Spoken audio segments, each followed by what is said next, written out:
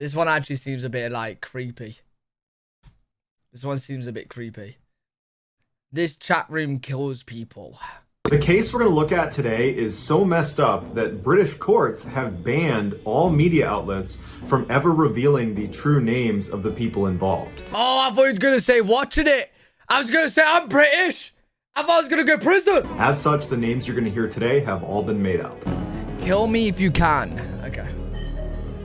On June 29th, 2003, a 14-year-old boy named John and his best friend, a 16-year-old named Mark, were walking in this back alleyway behind a row of shops in Manchester, England. Mark had asked John to go back there, to which John was a little bit confused because it was just a dead end back there. But he went back there anyways because he figured, you know, Mark must have a reason. And so they're walking along this alleyway when Mark suddenly comes to a stop. And he turns to face John, and John's looking at him inquisitively, and Mark just reaches out and grabs him by the shoulder before pulling out a huge knife and drives it into his stomach and says, "I'm sorry, bro." Pulls it out again, drives it into his chest before releasing it and letting John fall to the ground. As soon as John hits the ground, he looks up at Mark and he says, "You're killing me." And Mark says, "I had to do it. If you knew all the details, you would understand." And so after only a couple of minutes, John goes quiet and he's laying still on the ground, and Mark would stand there just waiting for about 20 minutes to ensure that John really was dead before calling authorities and claiming some madman had snuck up behind them and attacked his best friend, and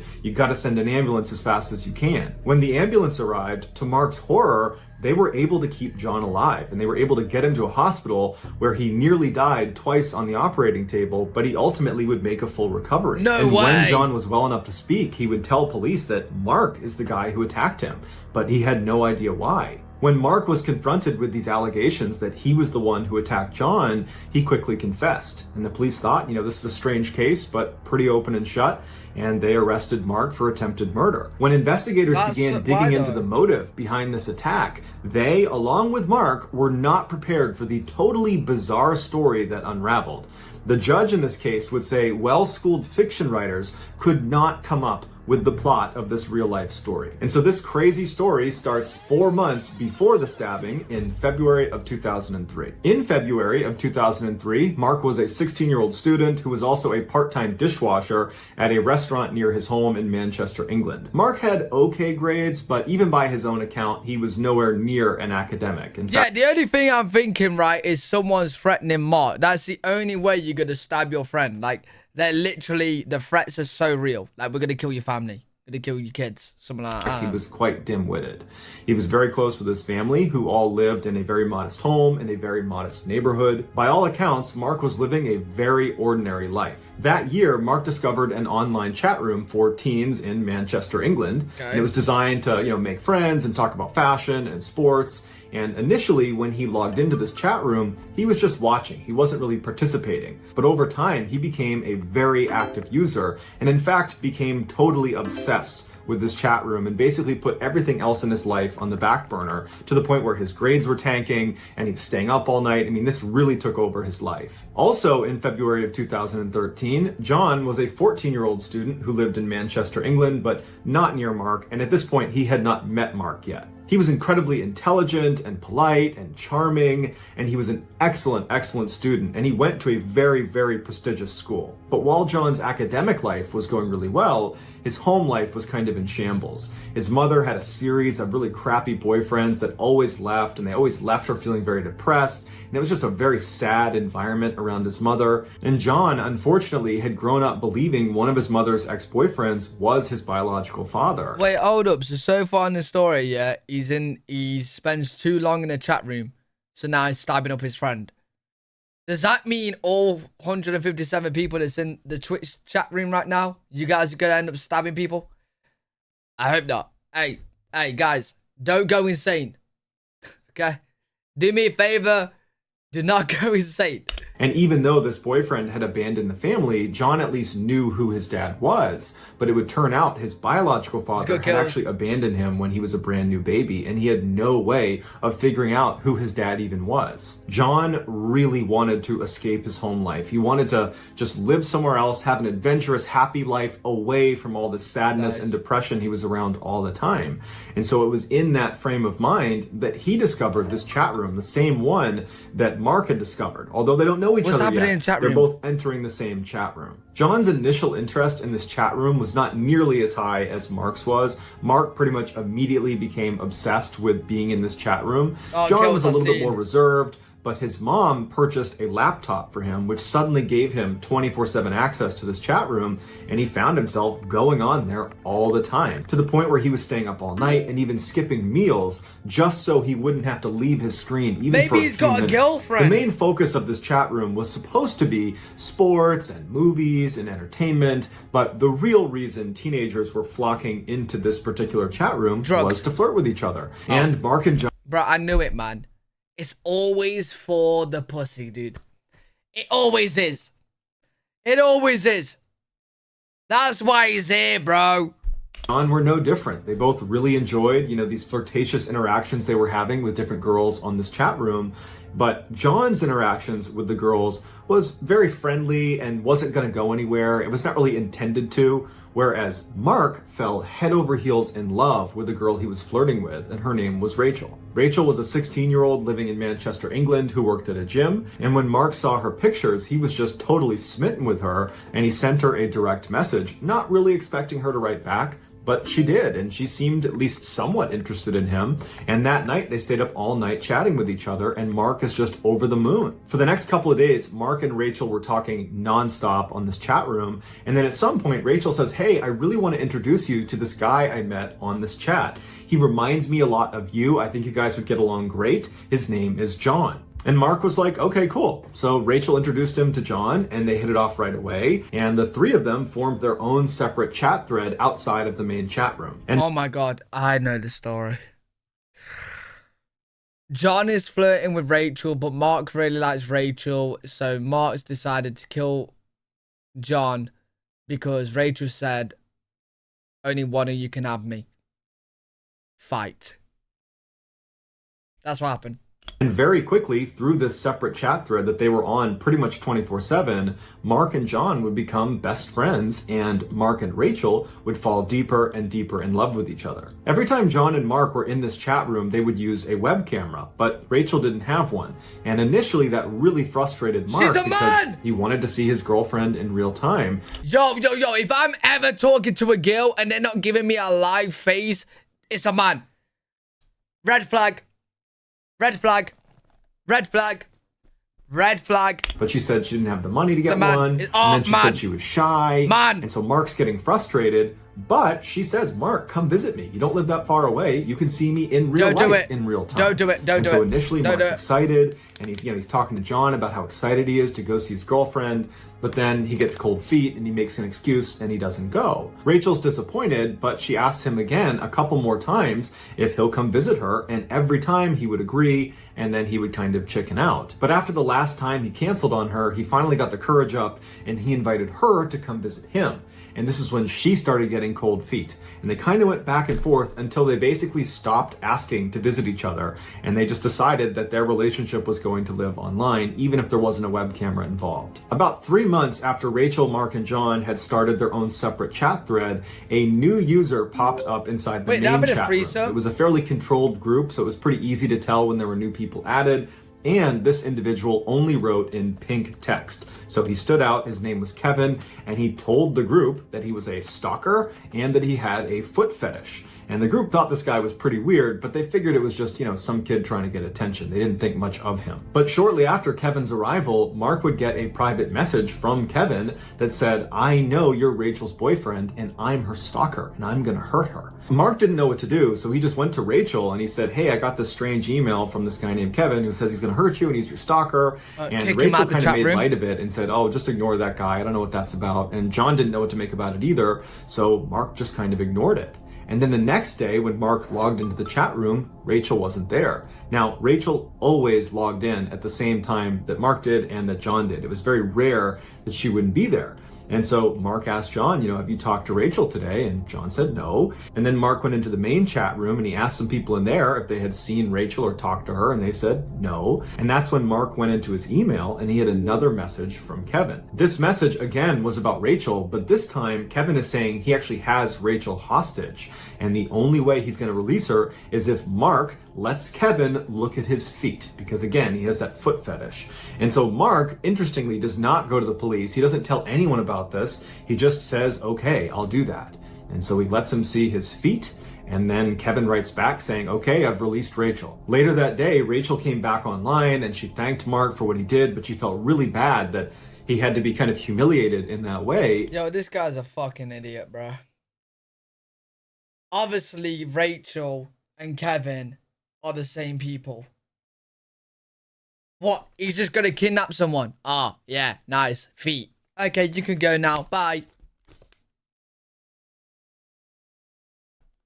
And she said, you know what, we really need to meet up. We need to see each other face to face. I want to apologize to you and give you a hug. And so they decide the next day they're going to meet up finally in town together. But the next day when Mark went to the rendezvous point, Rachel didn't show. In fact, after this missed meeting, Rachel never contacted Mark again. She just vanished. When Mark got back to his computer, he asked John, you know, have you talked to Rachel? And he said no. And again, he went into the main chat room and he asked around and no one had heard from Rachel.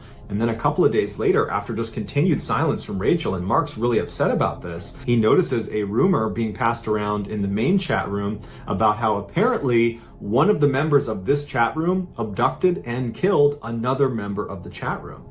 And Mark's thinking to himself, no way, that can't be about Rachel. But almost immediately after this rumor was kind of announced on the main chat, people started chiming in that they think it could be Kevin, the guy who writes in all pink, the guy who claims he's a stalker, and this girl Rachel, because they had both logged out around the same time and had not logged back in again. They were the only ones in this chat room that were that inactive. And then after that, dozens more users were commenting that this was actually true, that Kevin had indeed abducted Rachel and killed her. They'd heard about it in other chat rooms and at school. Hey, all these people in this chat room seem to know what's going on. What, are the police, the family, everyone around? What, the real world don't exist now? It's just people in this chat room knows the deal. And all of a sudden, Mark's reality is just coming crashing down, and he feels so guilty that he probably could have done something to stop this, and he didn't. But then, interestingly, even though Mark was devastated, just crushed by what has happened, he just continued to log into the chat room and acted like nothing had happened.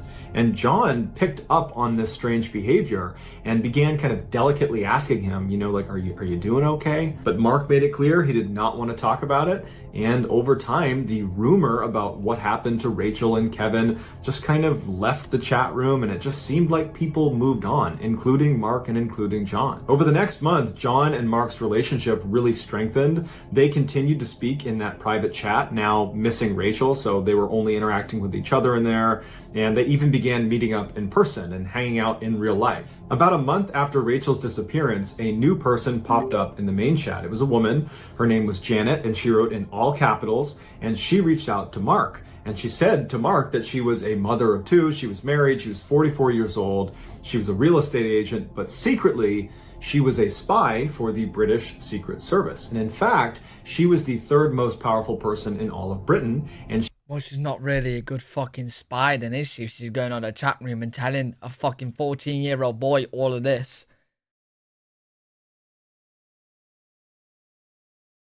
Last time I checked, spies are secretive. This isn't very secretive. She was contacting Mark because she was sent to recruit him. She told Mark if he agreed to work with her, not only would he become an agent like her, he would become fabulously wealthy, and he could be her boyfriend. Now, of course, to an adult, this sounds preposterous and sounds like— He's 14! Chat, is this a real story? It is, isn't it? Become an agent like her, he would become fabulously wealthy, and he could be her boyfriend. Now, of course, to an adult, this sounds preposterous and sounds like an obvious scam. But you gotta remember, Mark at this time was extremely vulnerable. He's just lost his girlfriend under very suspicious circumstances, but no matter how it happened, she's gone, and he's still grieving her loss privately. And he's just not a very bright person, so he's kind of primed to be taken advantage of. We can tell. And she was promising him all the things he wanted in life: status, money, romance. And so even though he didn't necessarily believe everything Janet was saying, he wanted to believe her. Yo, I can't lie though, chat. If I was when I was 14, if some girl came to me, she was like, yeah, I'm 44 years old, I'm a bad bitch, I'm a spy. Hey, 14-year-old boys will be 14-year-old boys, you know what I'm saying? Listen, I'll probably do the same way you did. Not kill someone, but like, you know, keep talking, you know what I mean? Hey, Pay, we appreciate it, Prime, dude. And so he went along with it. He did not tell John about his interactions with Janet, perhaps signaling that he didn't fully believe it and was maybe embarrassed to give away details, but we don't know. As soon as Mark told Janet he was prepared to work with her, she made him swear an oath through the chat and then told him he would need to go to London for initiation, where he'd be meeting the Queen, amongst other dignitaries and officials. At this point, Mark asked a couple of qualifying questions, namely, how would I explain to my mom that I was just going to suddenly leave for a couple of days in the middle of the week and miss school? I have to give her a reason for that. And she would say, your mother will be looped in on this process. In fact, once you go to London for initiation, we'll be in touch with her, giving her progress reports on how you're doing. And you'll have 2 opportunities every day. Hey, wait, back-to-back primes. Penguin coming in with a prime, and then Chesney with a prime. Hey, appreciate you guys. Thanks so much. CJ with 100 bits. Hype train stop. Legends. To call her. Feeling satisfied that this was... James, okay, I'm a little bit jealous, but he's dumb. Listen, James, when we was all 14-year-old boys, we all wanted a MILF. You know what I'm saying? We all did. Some of us still do. Was in fact legitimate. He told Janet, okay, when do you want me to go? And she said, well, there's a caveat. You have to pass a series of tests before you're going to be allowed to go to initiation. This is where Janet explained to Mark why he specifically was being recruited. She said his friend, John, was actually not named John. His real name was James Bell, and he was a very, very important person, but she couldn't say why until he passed his first test. And so— Hey, Lambert, appreciate the gift, dude. Some of us were, oh yeah, Delph's 2. Delph's 2 kills. So Mark's very confused by this, and he says, okay, well, what's the first test? And she says, well, you need to demonstrate you can protect your friend, James Bell. And so I want you to escort him from his school to his dentist appointment tomorrow. You're going to be his bodyguard for 1 day, but you can't let him know you're his bodyguard. He can't know that you know his real identity. This is ridiculous. If you can do that successfully, when you get back, I will explain to you why he is so important. At this point, Mark is very committed to this, so he says, yep, I'll do it. He reaches out to John that day and he says, hey, can we hang out tomorrow? And John tells him, yeah, but I have a dentist appointment right after school, so maybe after that. And Mark says, oh, don't worry, I'll tag along for your dentist appointment. And John's like, great, I could use the company. So the next day, Mark meets up with John, aka James Bell, and he walks with him from his school to his dentist appointment, and he doesn't notice anything suspicious, so he doesn't need to do any bodyguarding duties. And after the dentist appointment, the two of them just go to a mall and they spend the rest of the day together. Once Mark got back to his house and opened his computer, there was a message waiting for him from Janet. And the message said, we had agents following you and you did a great job. You passed your first test. Now I can tell you why James Bell, your friend John, is so very important. And she told him that at the bottom of the Atlantic Ocean is this big safe that only a couple of countries know about, and inside of that safe is 568 billion pounds, and it belongs to the Queen. But only one person has access to that safe, and that person is James Bell. Okay. Literally, his body would need to be in front of the safe for its special scanner to scan him, recognize it as James Bell, and then it would open its door. Yo, motherfucker. Right, listen, right, we've all been 14. I'm hoping you guys aren't as dumb as this. Who the fuck is believing this at 14? Maybe 8. Bro, yo, I know even I wasn't this stupid. And let me be honest, I was a stupid kid. Okay? Hey, mama, appreciate the gift, mama. Bro, yo, if Jay, when I was 14, yeah, and someone told me this, I'd be thinking, why did someone kidnap James Bell already? If people knew there's 500 billion in the ocean and James Bell, you need his body, there would be no James Bell. He would be gone. I'd know that as a 14-year-old kid. I'd know that. Despite its implausibility, Mark believed this was real. Not so much because he naturally believed the safe at the bottom of the Atlantic Ocean was real, but it was because he totally believed Janet was real. Janet had the ability to know what he was wearing, where he had gone that day, what he was up to. I mean, she seemed to know everything about him. And it's because she told him she has agents monitoring him all the time, disguised as bus drivers and teachers and mailmen, that basically he was under constant surveillance. And she explained to him that that's what happens when you're being recruited. We have agents watch you. So when Janet gave Mark his final test... Oh my God, it was James the whole time, maybe. I don't know. Who is it? It is actually interesting on who is Janet. Despite how shocked Mark was at what he had to do, he was willing to do it because he really believed he was doing... Wait, James. Why would James tell Mark to stab James? You know what I'm saying? Because you got to remember, at the start of this, he stabbed James. So it wouldn't have been him. So who is it his mom? Is his mom fucked in the head? Doing it for the government. The test was simple. Mark needed to kill John, aka James Bell. And she explained to him that James Bell actually had an inoperable brain tumor and he was going to die any day. And if the wrong country found out about this, they could steal his body after he died and they could use his body to gain access to this safe. And so we need to preemptively end his life, take control of his body, and get that safe open. She told Mark if he completed this test, he would move on to the initiation phase in London where he would meet the Queen and he would get his first paycheck of £80 million and he would officially become Janet's boyfriend. Mark is in so deep at this point, he is fully committed and he says, yes, I'm prepared to do this. And she says, okay, your new name is Agent 47695 and you need to go buy a large knife. She said there was going to be an abort code for this test, which was going to be 6969, and if at any point he hears anybody say that the abort code is 6969, yeah, good one, to him on the day he's supposed to carry out this attack, that means it's off and do not do it. So on June 29th, 2003... Wait, what a shit abort code. I say 6969 all the time. That's my hashtag on games as well.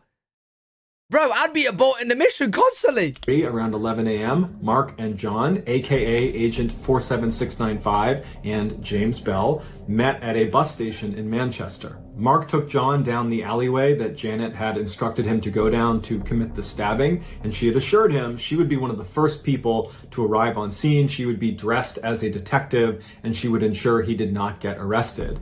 And so once he was in position, Mark turned around, grabbed John by the shoulder, pulled out his knife, said he loved him, and then began stabbing him. When the police arrived, Janet was not there, and Mark, after giving his statement about what happened, was asking the police officers, when's Janet gonna be here? And no one knew what he was talking about. After John survived the attack and said Mark was the one who attacked him, Mark would tell police, you gotta find Janet. She's the one who can explain what's going on here. But Janet never arrived because Janet didn't exist. Neither did Rachel. Neither did Kevin.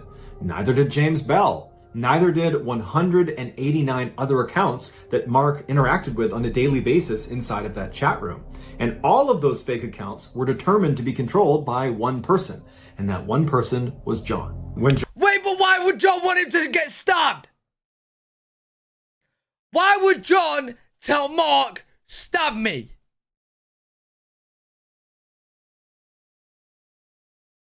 What?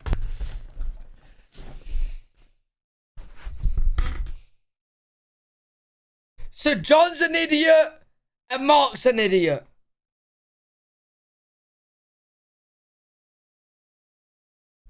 John was confronted with all these confiscated chat logs that clearly showed he was behind all of these accounts. He confessed. John said he never entered this chat room in order to do any of the things he did or, to manipulate Mark. He said when he joined, he just saw a picture of Mark and was kind of in love with him and wanted to get closer to him but didn't know how. So he created Rachel in order to get closer to Mark, but then became jealous of Mark's love of Rachel. So he killed off Rachel using Kevin, and he didn't expect Mark to believe it. He thought he would pick up that this is all made up when he's involving this stalker that's abducting and killing Rachel. But when he saw Mark totally believed it, John realized, wow, Mark's pretty gullible. I wonder what else I can get him to believe. And before long, he created Janet, who had complete control over Mark. And originally, John was using Janet to make Mark spend more time with John. He was going to be the bodyguard of James Bell, which was really John. When John started to feel guilty about what he was doing to Mark, he realized there was no good way out of this without kind of exposing himself and definitely losing his friendship to Mark, something that in a weird way he really, really cherished. And so he decided that the only way to end this was for him to die. And that's when he had Janet flip the script from protect James Bell to kill James Bell. And even on the day where he was going to get attacked, he had given that abort code. So maybe some part of him thought, I don't necessarily want to go through with this. But he never used the abort code. He was literally prepared to die to protect that relationship with Mark. Mark might have had suspicions that something was up with Janet or even Kevin or Rachel. Okay. Right. Luckily, idiot number 2, John, didn't die. Okay. Idiot number 1 would have gone prison for stabbing idiot number 2. Okay. But I think, how long did he get in prison? Does anyone know? He shouldn't get too long in prison. Because his crime is being an absolute fucking idiot. They're both idiots, bro. They're both, this is just dumb. This is dumb. But he never suspected John was behind any of these accounts. He learned about this betrayal when they were in court, and John is confessing once again to being behind all of these people that Mark had been interacting with. Apparently in court, when Mark is hearing this for the first time, he was just standing there, mouth open, just completely dumbfounded that he's hearing this. And then he would say afterwards, I've been such a fool. Mark was convicted of attempted murder, but he only spent 8 months in jail, and then he was given a 2-month probationary period where during that time, he could only go on the internet with supervision, and he wasn't allowed to enter into any chat rooms. John was convicted of inciting his own murder, which no one else has ever been charged with, so this is a first.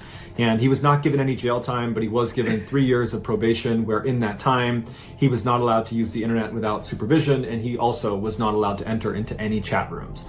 And both boys were told they had a permanent restraining order on the other. So for the rest of their lives, they will never interact. Jesus so that's going to do it, guys. If Christ. you found the secret in today's episode, let us know in the comments what it... Bro, that is just next level dumb from both of them, man. What did I just... Bro, what?